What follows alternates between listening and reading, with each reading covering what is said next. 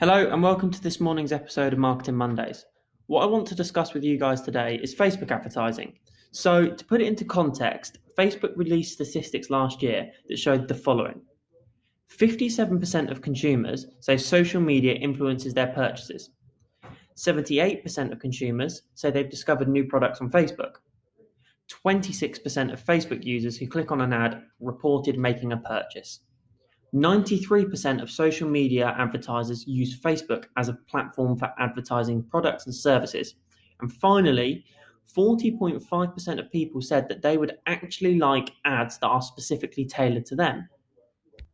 So, as I said, what I want to do today is I want to introduce you guys to Facebook advertising. I want to show you how you can start leveraging these sort of statistics in your business. So I guess the first place to start is to show you around this Facebook Ad Center as a whole. Now, if you click onto your main Facebook pages, which you'll see here down the right-hand side, and then if you just click into Ad Center up here, it will bring you to your Facebook Advertising Center as suggested. Now, up in this top left corner, there's a promote button. This is sort of the hub for all of Facebook advertising.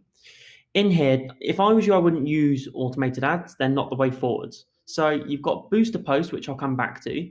You've got Get More Leads, which essentially brings up a form for people to get in contact with you.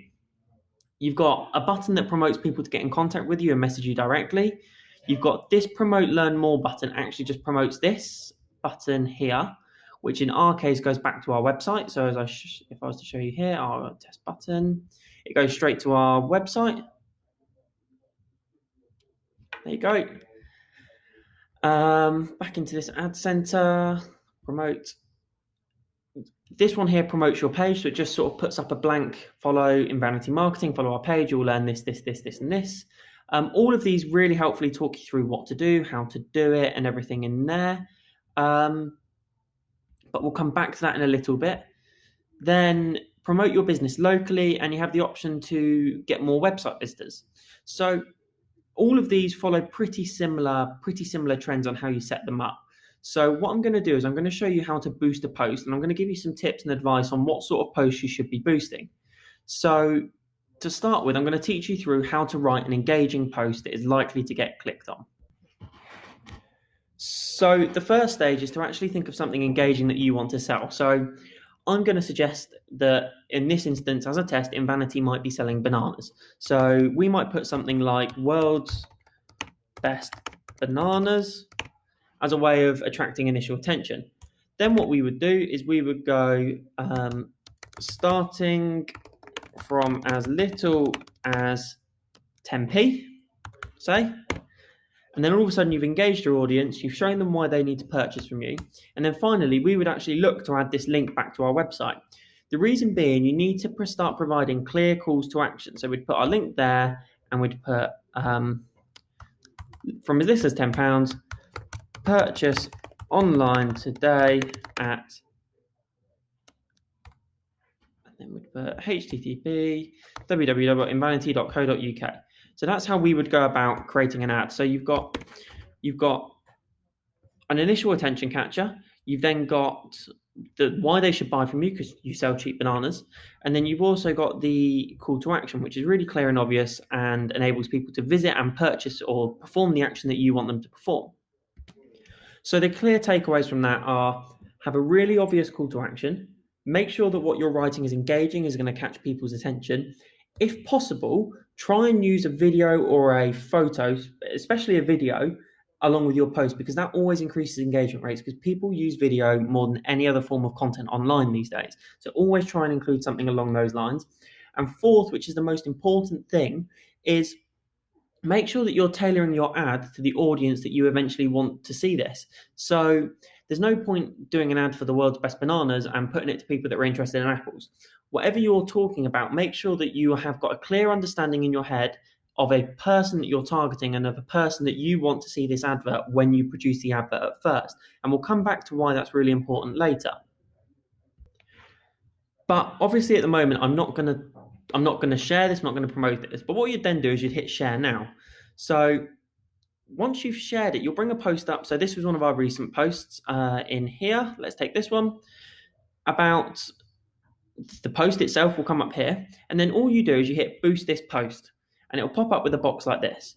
So you can here choose whether or not you want to get more engagements or whether or not you want more people to visit your website. We would say more people to visit your website because, as we mentioned a second ago, you're trying to send people to a link in your website that you can then use there. Now, if possible, always add a button to your posts. So using our previous example of bananas, you will want to have a button that says shop now. You then put that button. It will allow you to add a link in most cases. If so, it will come up here. In this point, this one here takes you to a link in your post. So if it doesn't do that, it will give you an option to send it to a link of your choice. So choose a relevant button. Now, this won't always be shop now. This might be learn more. This might be book now. It might be sign up to a newsletter. Whatever that action is, you can choose that in here. Then this is where it gets interesting. You actually have to choose a target audience. So it probably won't come up with an audience, but always choose your own audience. Always choose your own. Don't take people in your area. Don't take a page. Always choose your own. So click edit. And it then gives you a selection here. So the first thing to do is are you targeting men, women, or both? So this goes back to what we said about earlier of having a clear idea in your head of who you're trying to advertise to. So we might be going to all. We might be advertising bananas to people between the age of 30 and 60 because we might think that they're the people that buy bananas online. And Invanity here is based in Milton Keynes. So we might be trying to send them locally to people in Milton Keynes. So you put your location in, Milton Keynes, and it'll bring you a ring here. So you've got two options. You can either target a current city, so that's just Milton Keynes, or you can target a city within a radius of Milton Keynes. So you can target everyone within 20 kilometres of Milton Keynes. So in this case, everyone within 20 kilometres of Milton Keynes will see this advert at the moment. Now, this is where, again, you have to start thinking about who your target audience is. So at this point, you're allowed to add detailed targeting. So you're allowed to add demographics. So in this case, you might want to include people that like bananas as bananas. So they got an interest in banana split, whatever you end up wanting to advertise, you can go in there. So there's a huge range of interest. So you can go based on what they like. You can go what they do as a job. So this person in your head might be taking the whole banana thing out of the equation. You might be selling tools for a plumber. So you can target all the plumbers within a certain radius. So you can target people that have an interest, people that have an actual job title of a plumber. You can also target people that have shown interest in things. So in here is a really good chance to start experimenting with who you're looking for. So we might go for people who like shopping. So what you'll then see is this here. It says your audience size is defined, good work. You're always looking for this to be in the green. So if we were to go for something pretty niche, like I know, for example, digital marketing can be quite niche from my experience.